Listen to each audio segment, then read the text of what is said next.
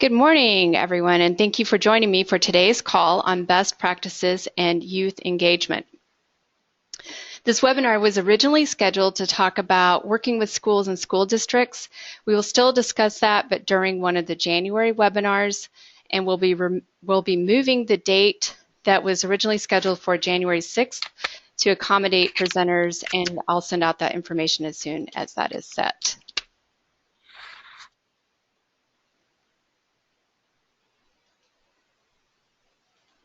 Okay, so today's call will be recorded and I will send the link out to all registrants. You can also find on our website, thn.org, under resources, we do have a section for Youth Count Texas, and you can see the list of all of the previous webinars if you'd like to view them. So all attendees are in listen-only mode. This webinar will last approximately 1 hour. We have reserved time at the end for Q&A, so please type your questions into the questions box located in the panel, and this call is being recorded. Okay, so the agenda for today, I'll do introductions and then we'll go into lessons learned. So we'll hear about Austin's youth count and Houston's youth count. And then engaging youth, making magnet events appealing, and engaging LGBTQ youth. And then we'll have the question and answer at the very end. So on today's call, I'm Jennifer Paulson, the Director of Development and Training for THN. We also have Natalie Metzger-Smith with LifeWorks, Gary Greer, Coalition for the Homeless of Houston, Harris County, Elizabeth Flint with T-Noise, and Catherine Gonzalez with OutYouth. So I just wanted to briefly review the history on Youth Count Texas for those of you who haven't been on an earlier call. So House Bill 679, led by Representative Sylvester Turner, is for a study and account of homeless youth. So the data will be used to develop a strategic plan establishing steps to be taken and timelines for reducing youth homelessness in the state. For HB 679, youth is defined as younger than 19 years of age. The required data elements are in addition to HUD's data requirements. All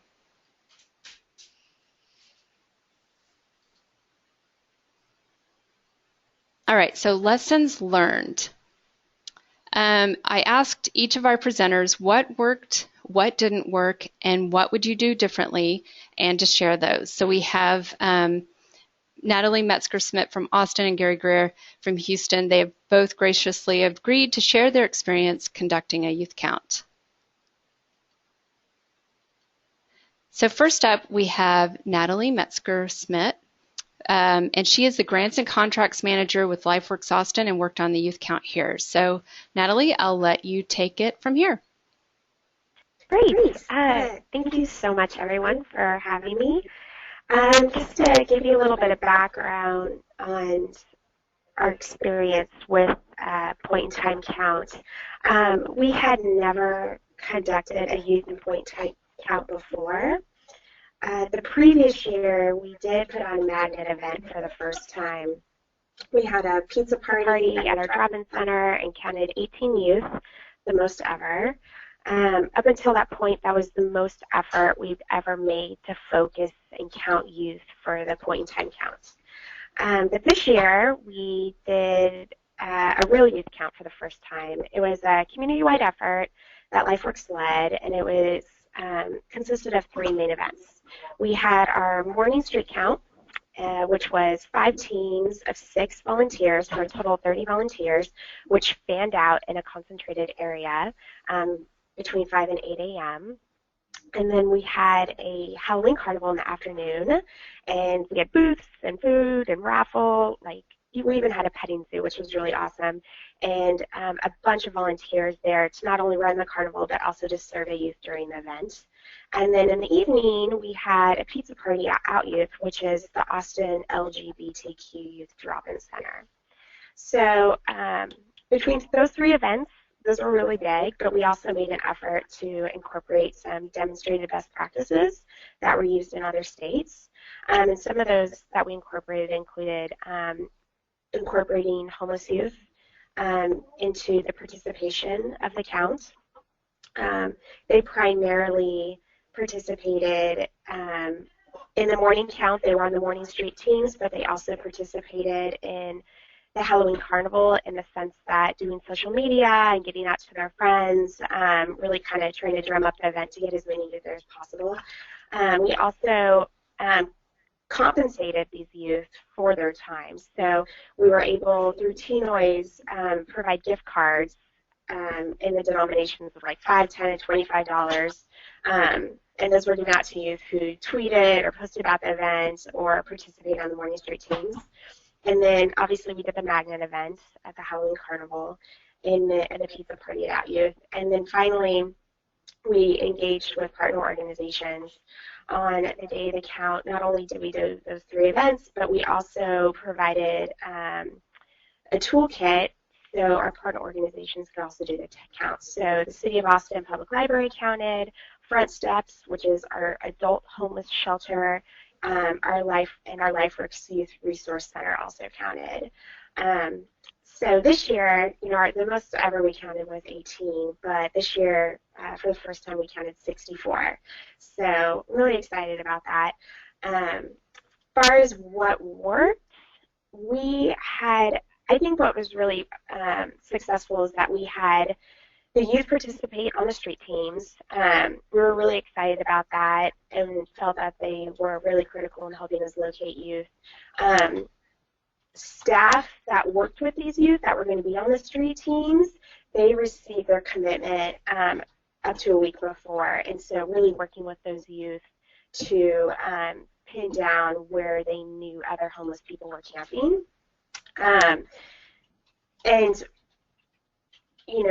We were really surprised at how enthusiastic the youth were to join the street teams because it is such a commitment getting up in the morning. So that was really cool.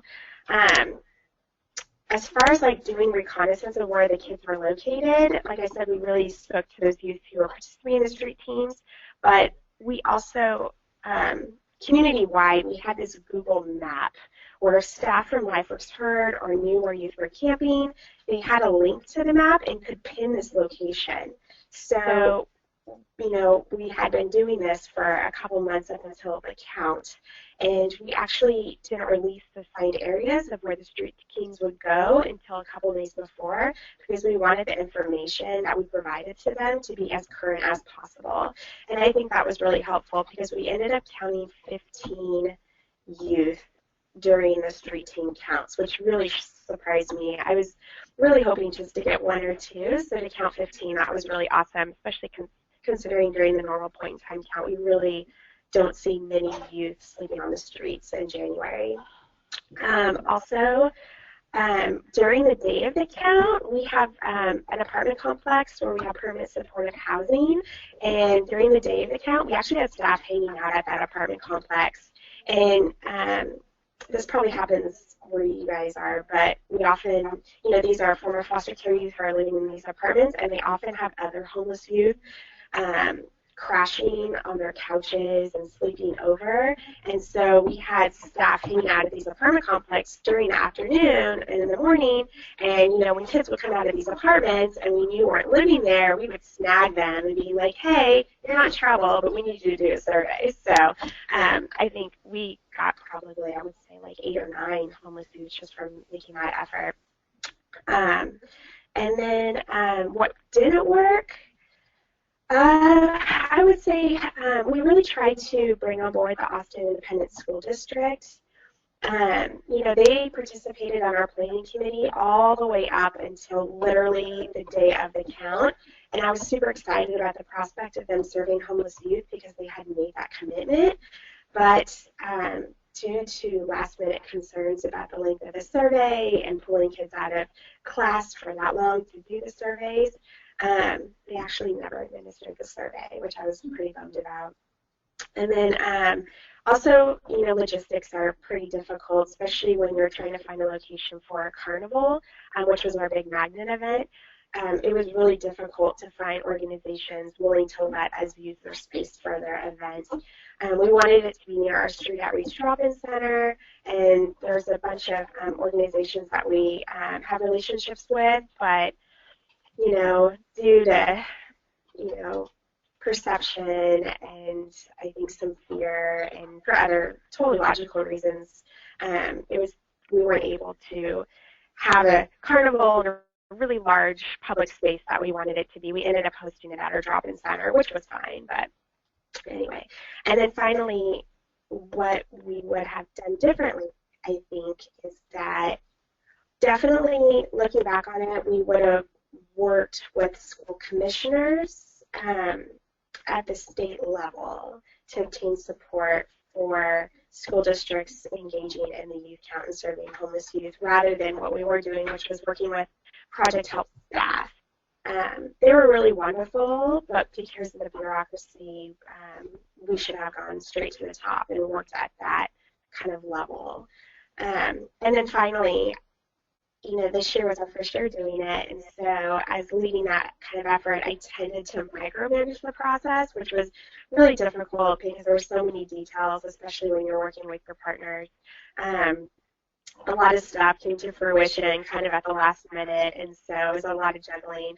So I think in the future, because we do want to incorporate more partners in the counts, what we're going to be doing most likely is developing toolkits and providing instructions to these partner agencies and just giving them to them probably like a month in advance, and then giving them the ability to just conduct their own count within the parameters that we provide to them. So, yeah. Great. And did you say how many kids ended up coming to the Magnet event? That was where we counted the most youth, was at our Halloween Carnival, and we counted, I believe it was 40 youth at our Halloween Carnival.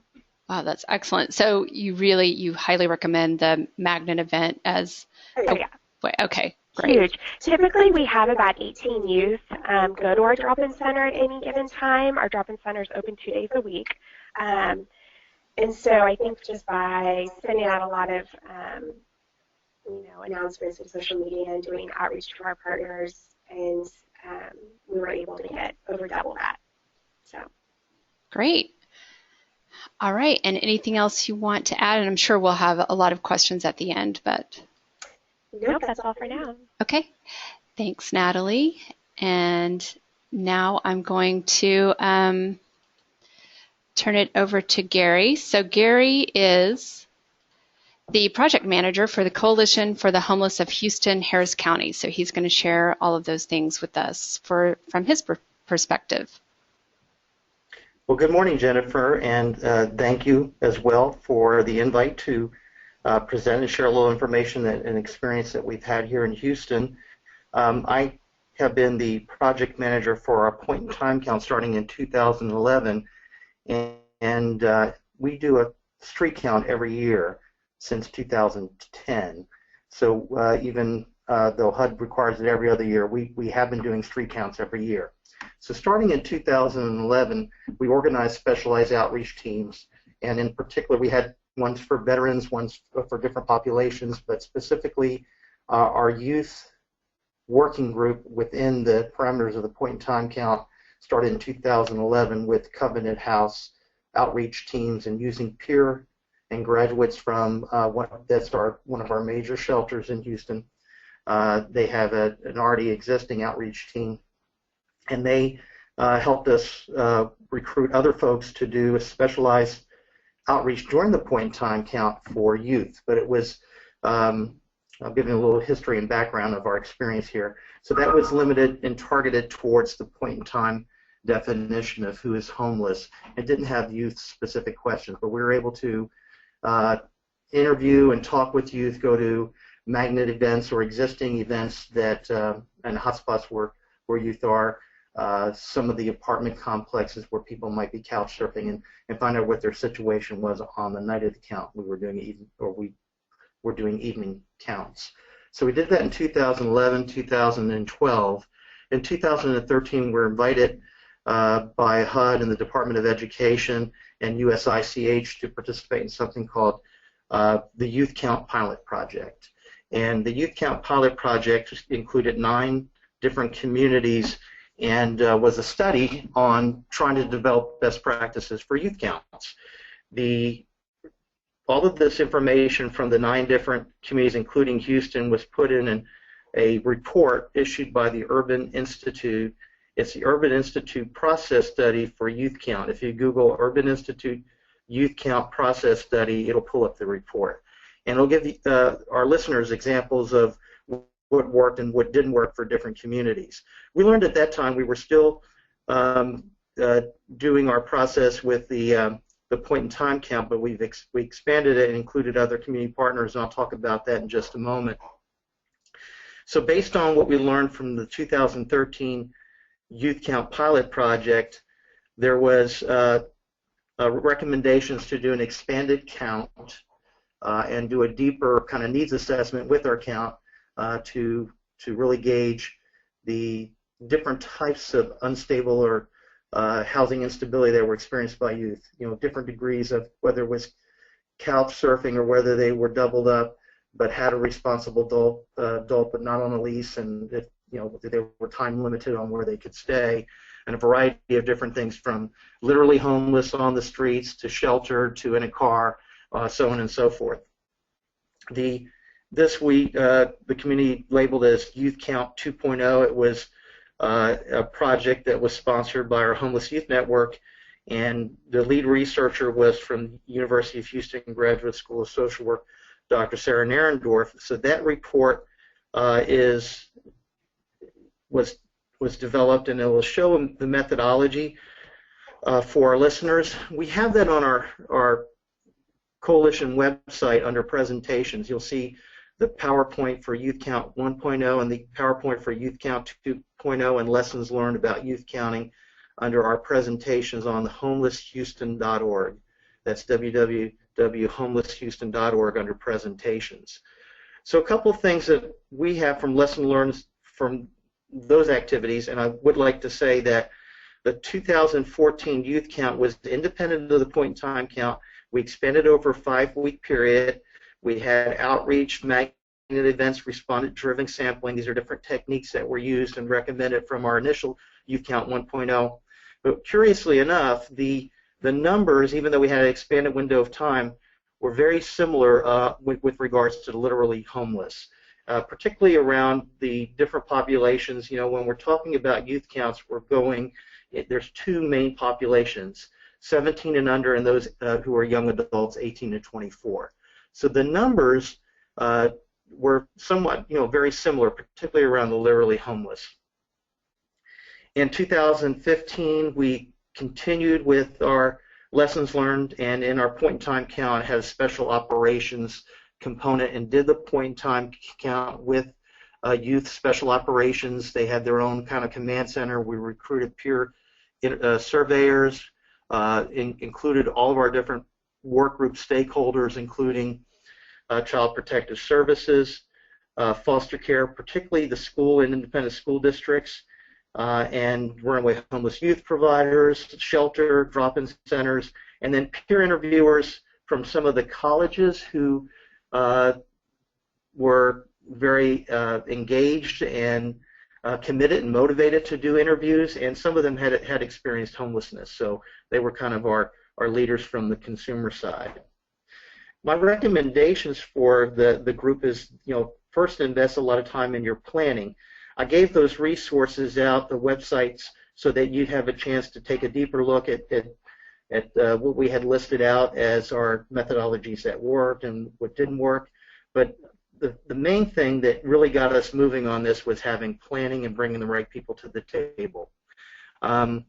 Like Austin, we attempted to do interviews in the schools, and in our Youth Count 1.0, we had 610 valid surveys that were administered by school district staff in the schools, but it was a very short and abbreviated survey and not our full Youth Count point-in-time survey. And it brought in some information. I think moving forward, what we've been doing is continuing to work with our partners at the school districts to identify those who are in those categories, particularly literally homeless or in shelter, or they may be identified in their car, to conduct our outreach at hotspots in the school districts and really look at high traffic campuses that may have a lot of series of homelessness, and then try to meet the clients where they're at. We've also expanded the time of our youth count. It's not done in the one day of the point in time count. We're going to be doing it over 3 days, for instance, in 2016, which will be January 26th, 27th, and 28th. As mentioned before, the deeper needs assessment of the Youth Count 2.0, that was done over a 4.5, 5-week process. So the different parties that we brought together in planning each year for these different youth counts were the school district, Child Protective Service, runaway homeless youth, shelters, day centers, drop-in centers. Your LGBTQ service community absolutely is an essential part. We benefited in Houston having the Montrose Center as one of our hubs, and that's where we had the meetings. And they helped lead and recruit folks from the LGBT community, because we know that's there is a higher ratio of youth who are LGBTQ identify that experience some level of homelessness. Then also magnet events. We have a number of existing events, drop-in centers events, and we just kind of made sure that we had people at those events, and we did do some marketing around it, but we didn't want to draw in new folks who may not meet the definition. We wanted to kind of see what is really out there in the community. So there was some marketing around the magnet events. We had Open Gate, for instance, which is a dinner event, Grace Place, something very similar. Now we're working with the Salvation Army, has a drop-in center called the Young Adult Resource Center, Covenant House, and many other drop-in centers, as a matter of fact, and magnet events throughout our city. We have a huge geographic area. So you'll notice where, if you happen to look at the reports, it'll tell us where they were, and we actually offer a map of where the hotspots were. I think it's very important at the planning stage to try to engage peers who are youth that may have experienced homelessness, or you have the youth culture so they can talk to you about the language and how to administer the survey. Strongly recommend that the communities that are doing youth count practice the survey in advance of the time when you're going to actually do the survey and your data collection. Make sure that you understand how the questions are worded, that there's consistency, test it out, and then look at the results and make any modifications that you need to. I know a lot of work has been done in developing the recommended youth count survey, but you still need to practice it for implementation. Then, of course, after planning, you want to make sure you have all your ducks in a row for execution and that it runs seamlessly. So really good training, understanding what the roles are of the different people that are volunteering. You really put people in a good level to success. Now, we have used incentives as well. We had $5 McDonald's card for people who take the survey. If you offer a little bit too much, you might have people trying to duplicate and come in and take the survey twice. So just kind of be aware of that. We've experienced that some in Houston. Then also, we attempted to do, or we have done, respondent-driven sampling, where we could be referred from youth that are taking the youth count survey. They could recommend other people to take the survey and have an incentive for recommending that, and both people will get a survey. We had mixed results on that. It wasn't the kind of huge swell of finding new people that we thought. So we will continue to do some of that, but it wasn't as a big result as you might expect. And then also we placed a number of our volunteer teams at really high level or high traffic libraries. So I consider that in your hotspot or your magnet events. Look at libraries where youth are congregating. We notice that they'll use the internet and the resources there, and sometimes the librarians can help you point out people that are there daily and maybe using some of the resources, like they may not have a place to stay or they're precariously housed. We got permission from our libraries department to be stationed at libraries and included librarians, and particularly 3 high-volume libraries that are around kind of our areas where youth tend to congregate. So that was a recommendation I'd like to make. And then analyze the data. Analyze it as soon as you're in process. If you're doing this over multiple days, you want to check and do debriefing on what's working, what's not working, if there were any questions that came up. We always had some backup volunteers in case there was a no-show because somebody was sick or couldn't be there, that we could deploy other groups out there. So in our planning process, we had some backup folks. So I hope this is useful information. I recommend you take a look at the process study and the youth count reports that I identified earlier, and good luck on 2016. Thank you so much, Gary. That was great information. And I just have a quick question for you. So hotspot and magnet event, can you tell me how you distinguish those two? Yes, and I'll give you a great example. We did some focus groups with youth that were in drop-in centers and shelter in advance of doing the Youth Count 2.0, and they told us where they go or hang out. And so a hotspot might be the library, a hotspot might be a coffee shop, a hotspot might be, we have something called street church, the park, the Memorial Park, basically different places where, and the times where youth congregate there, and we kind of mark those out as hotspots. Magnet events are places where the respondents come in or the youth come in for a service or to meet or to do, it could be social. So some of them they offer a meal. It's a different event that we have. You mentioned the carnival. There's a variety of things that you are really highlighting during your point in time count that you're going to use that event to really invite this population there and then do the survey accordingly. Okay, great. And then I'm guessing at the hotspots, your volunteers would have incentives as well that they would hand out to respondents? Yes, at the hotspots and at the magnet events, and then on the street outreach, if they would complete the survey, they would receive, or if they would do the survey, they could refuse different questions or shut down the survey, but they would all receive a $5 McDonald's gift card, the different youth counts that we had done. Excellent. Okay, thanks, Gary. And I'm sure there will be more questions at the end. And I do want to say that we had political will behind us. We presented this to our mayor's office, and we had some good press, particularly at University of Houston downtown and U of H Graduate School of Social Work. There were some newspaper articles and magazines, so we got kind of the word out of what we were doing and why, and that helped us with volunteer recruitment and just awareness altogether. That is great information because, yes, the more the public and people in your area know about it, and especially if the mayor's office is behind it, then of course you will attract more volunteers and get more exposure to it. So that's a great idea. All right, thanks, Gary.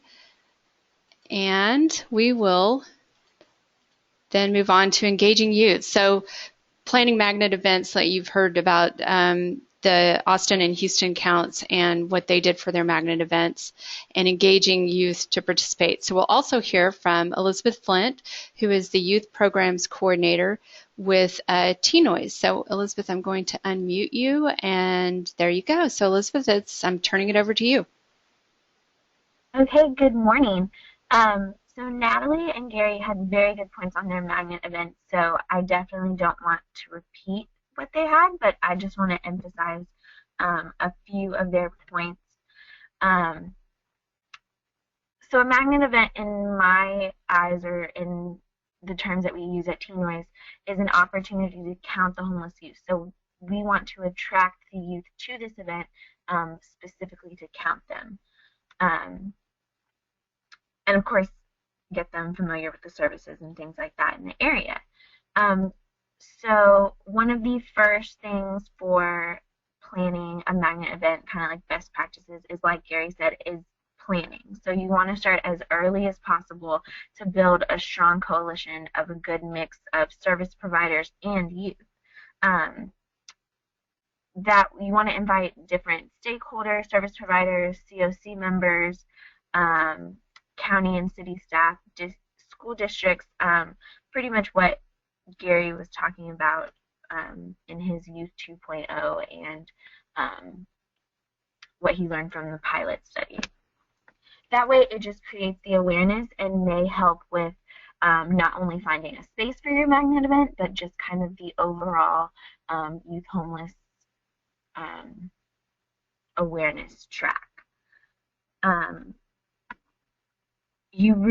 So I know that Natalie said that she included youth at her magnet event to kind of get people there and things like that, and that is one of, I believe, is one of the most important for having a successful magnet event, is including those youth in the planning process as well as at the actual event.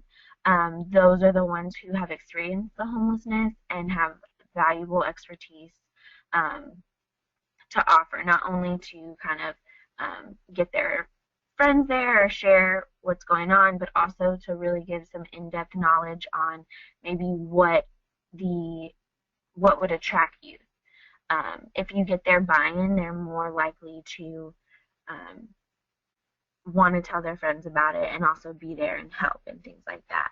A second key for a good magnet event is location. You want to, again, start early in your planning, kind of map out the key locations so you can find a central location that may be like a popular skateboarding spot, or like Gary said, a popular library. You want to also ask your youth partners for ideas. You can hold a focus group and find out what interests or common activities the youth have in your community, not only to find a good spot for the location, but also to get some good activities for your magnet event. One thing to note about location is you want to think about both service and non-service areas. So that would be like parks and recreation centers, as well as your own drop-in center like LifeWorks in Austin did. The third key is to identify your resources and incentives. This is very important. Again, I can't emphasize enough how much you should start planning early, as well as get those other stakeholders involved, because that will be the key in being able to offer great activities and giveaways. You want to have them enticing. You want to have, of course, food and drink. That's probably like the easiest way to get anybody to an event, and especially homeless youth. You want to aim, when you're looking for your incentives, you want to aim for a good mix of needs and wants. You can consider offering practical items like backpacks, clothing, toothbrushes, but as well as like prizes like gift cards and music and just different sporty type of items. You also should, again, in starting early, you can always solicit donations from local businesses if funds are scarce. If you build that strong coalition like I was talking about in the beginning, it's easier to ask for potential sponsors once you've kind of raised awareness about this event and the cause. The fourth key is to market the magnet event. You want to kind of brand it and give it a name. You can give it a hashtag, maybe a catchy logo that really captures the audience attention. This is really where the youth partners can come in handy. They can think of unique ways, not only to just call it like youth count, but you can get catchy with giving it a hashtag, and then you can follow it on Twitter and Facebook and all this stuff, and it really helps spread the word in a variety of ways. You can also use flyers, social media, email blasts, postcards, anything to kind of give this its own event. Like Natalie said, she really helped, her youth really helped promote their event through social media, and it seems like they had about almost like every youth kind of bring one person to their event, which is amazing. So kind of those are kind of like the key things for an actual magnet event. I want to also talk about maybe some best practices for engaging youth, whether that be in the magnet event, while surveying, or also I know that both Natalie and Gary talked about youth partners in the actual surveying. So youth engagement has a lot of definitions, but probably the easiest has 3 components. Youth engagement is viewing young people and families as partners rather than clients, involving them in design, delivery, and evaluating program and services. Youth engagement is also giving all youth access to both prevention and intervention services that meet their developmental needs. And it's also offering youth opportunities to develop relationships with caring, supportive adults. I want to talk a little bit about youth-adult partnerships, because I think that's very important if you are going to have youth on your magnet event team, whether that's planning or implementation, as well as the youth-adult partnerships being key to having those youth survey administrators. So some challenges, I'm going to kind of go through some challenges and then offer some solutions for them. So identified challenges for working with youth are adults and assume that youth are not serious. A solution to that is to have real conversations without making assumptions. It's kind of harder to do than just to say. Both groups think that the other one is not set in stone. So youth have this opinion about adults, and adults have this opinion about youth. So the way to kind of break that barrier is to really sit down and have these real conversations, ask open-ended questions, and really kind of be there in the moment with the youth. Another challenge for making youth-adult partnerships work is adults making decisions for the good of the young people, and the youth make decisions without involving adults. It's kind of easier sometimes when we're planning things to just make a decision by ourselves without getting the youth input, but we really want to try and include them as much as possible. So discussing how decisions will be made and discussing who will have more weight in the beginning is really essential for making these youth-adult partnerships work. Some just kind of like overall tips for planning for youth engagement is you want to be conscious of young people's schedules and planning meetings. So when you're having these planning meetings for this magnet event or for training and meetings for the survey implementation, you really want to be conscious of their schedule, as well as being flexible on when your schedule might not be the same as theirs. You want to be clear on the roles and the responsibilities from the beginning for both the youth and adults. This is important as they will know what's on their plate and what they're responsible for, and try as hard as you can not to change it up. You want to, like I said, you want to involve them from the very beginning. So that first planning meeting you have to get together your stakeholders, your community members to really plan this event, you want youth at the table. You want them sitting there giving their input so that they can get this ownership of the event, so that they begin to market this event as soon as they can. You don't want them to kind of just do one blast on social media. You want them to kind of keep plugging this event throughout the entire planning process.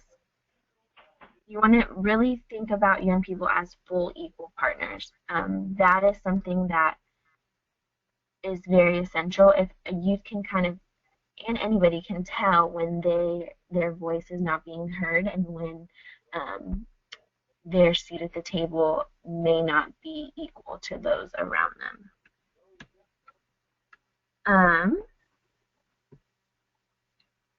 Just to, I'm not sure everybody's background on the call, but I just want to quickly go over building rapport with youth, some kind of quick things to show that you are there for the youth and are able to build rapport with them. Those things, yeah, I'll just read them really quickly. So, maintaining eye contact and following their lead. Make sure they're to respect their space. If they step back, you should step back a bit. Even having conversations of what they're comfortable with, and just kind of follow. That's why I said follow their lead. So if they're sitting down, you sit down. Kind of make it an even playing field. If they're laying on the floor, then you should probably be laying on the floor, as weird as it may be. You want to use head nods to show agreement. You want to echo back what they say to show you understand. You want to also ask questions, or ask if they want to be referred for any services. And of course, you want to thank them for their help, whether that just be a simple thank you or the incentives like the $5 McDonald's card from Harris County Magnet event. I think that is all I have. I went through that pretty quickly, but yeah. Okay, thanks, Elizabeth. So it sounds like engaging youth and really getting them involved is key to a lot of the success. And also this was great information for also training volunteers on how to work with the youth. And it sounds like, you know, be in the moment, give them your time, and be upfront about what's going on. Sounds like great best practices. All right. Well, thanks, Elizabeth. Okay, so we will move on to Catherine Gonzalez, and she is the Operations and Program Director for OutYouth here in Austin. So, Catherine, I'm going to turn it over to you. Thank you. So OutYouth has been around for 25 years. We were founded in 1990 as a place that supported LGBTQ plus youth. I'll preface my portion today by saying we often get asked here kind of what we do to serve homeless and displaced youth. And honestly, at one point in OutYouth's history, when we were on Guadalupe Street near campus, the UT of Austin campus, served a lot of homeless youth. Currently, we serve 5 to 10. So our own engagement with the homeless and displaced youth population in Austin varies over time. But in working with other partners for the Pulse Count, there were 3 things that came up that I did want to cover today. The first is just a general gender and sexuality 101. We did discover that the way that some of the questions were phrased in the survey that we used lumped LGBTQ youth together, but I do want to point out that sexuality is distinct from gender. And instead of going into an hour-long discussion about what those distinctions are, I will sum it up the way that we do with our youth by saying simply that sexuality is who you want to go to bed with, while gender is who you go to bed as. And that's important to remember as we go out and do these counts, because engaging with youth who are a sexual minority is different than the way that we engage with youth who are a gender minority, because transgender youth are disproportionately amongst their LGBTQ peers to be impacted by homelessness. So engaging with LGBTQ youth for counting purposes. And as we all know, that youth homelessness presents differently than adult homelessness. That's why it's very important, like other folks say, that it's important to engage LGBTQ youth to draw attention to their friends and classmates who have become homeless due to family rejection, because they're not going to shelter, and they may not enter the system. So having a peer-to-peer model in general in counting, but specifically with LGBT youth, just as Gary said, is critical to make sure that we get all of the youth counted and represented. Homeless youth often distrust the motive of adults, which we encountered here at Out Youth during our Magnet event, especially since the adults were asking for very sensitive information. So we did pair a youth in particular who was very distrusting of adults with another youth volunteer that we had here. The adults still recorded the answers, but the youth was the one that asked the questions. Because in general, we do find with our homeless youth and displaced youth that we serve, they're more trusting of other youth. When asked a little more directly, one of our youth says that's because other youth don't have a duty to report their housing status to anyone, so they're not at risk of being found out.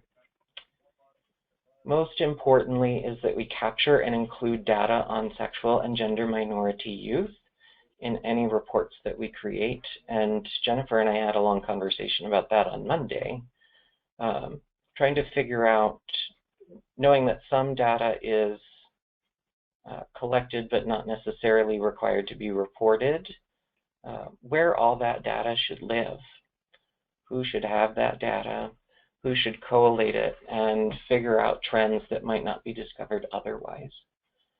So it is my understanding that most of your communities do capture information on sexuality and gender identity, but I will point out that it's hard to meet HUD's 2020 deadline for ending youth homelessness if we're only looking at a subset of, if we're only looking at the data as a whole and not the subsets, and trying to determine the factors that impact marginalized communities and the youth that are part of those communities. Youth in general don't want to access traditional housing and shelter, but LGBTQ youth definitely perceive traditional housing and shelter options to be unsafe spaces, whether for being judged or for other reasons. So having all of this information documented and reported to decision makers would make our jobs here at Out Youth, and I think all of our jobs collectively, a lot easier in trying to change the current housing options to accommodate LGBT youth, but also obtain funding for projects and options to get LGBT youth into housing and supportive services. And I will leave it there. Great. Thank you, Catherine. That is great information. And yes, you're right that reporting these would open up housing options and funding for LGBTQ youth. So we hope to be able to put this data together. And I will, as Catherine and I are in talks about how we can do this, I will share that information with everyone. Okay, so now we were on to questions. So I'm going to unmute all of the presenters, and just know that if you want to mute yourself, but come back on the call when we have questions. So let's see which questions we have.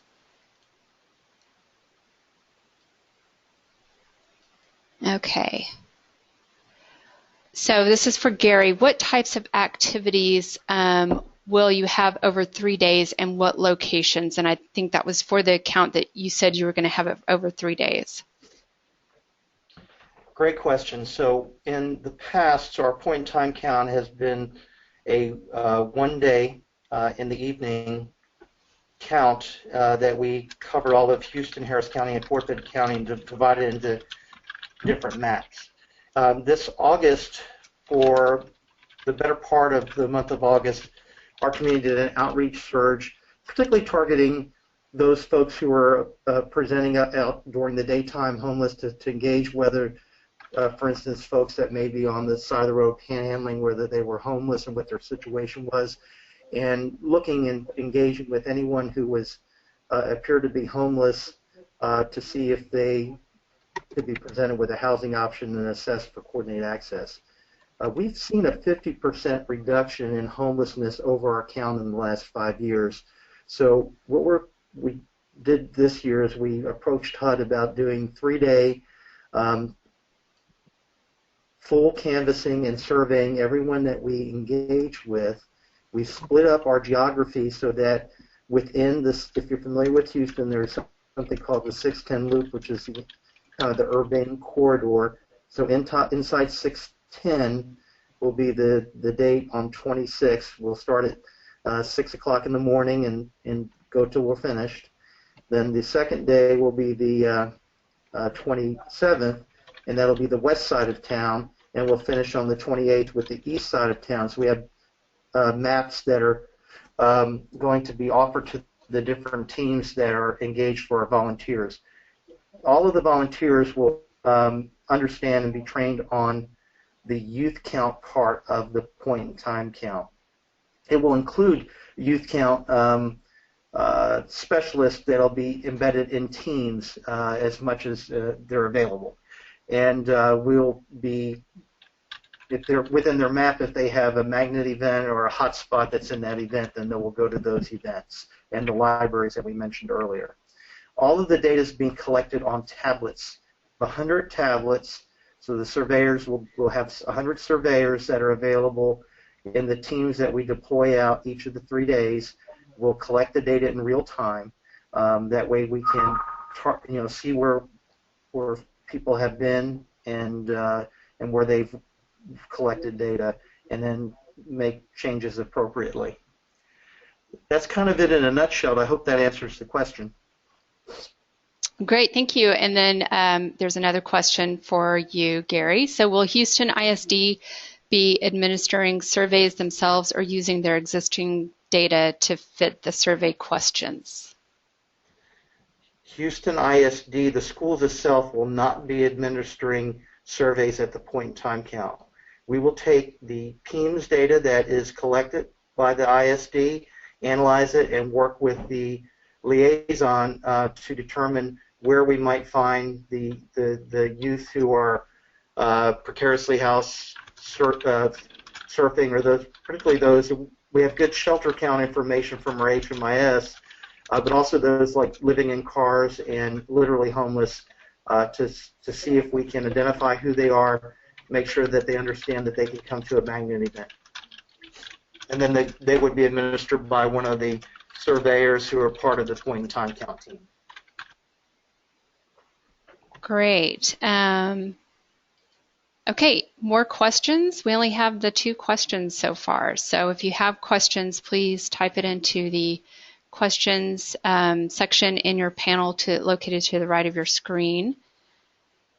And I'll wait just a little bit more, but in the meantime, remember to download the Youth Count Texas Toolkit from TNOY's website. It's tnoys.org/YC Toolkit. The next webinar, January 6th, is not, we're going to change that, like I said, to accommodate some of the presenters. So I will get you the information on that date, hopefully along with the recording and linked to the recorded webinar today. And it doesn't look like we have any more questions. So thank you very much to all of our panelists. I greatly appreciate your time. I know you're super busy, and all of the information that you've shared with us today. And apparently you did such a great job that no one has a lot of questions. So with that, I'm going to end the webinar, and thank you again. Have a wonderful day and wonderful holidays, because that's coming up pretty quick here. Thank you very much. Thank you. Thank you.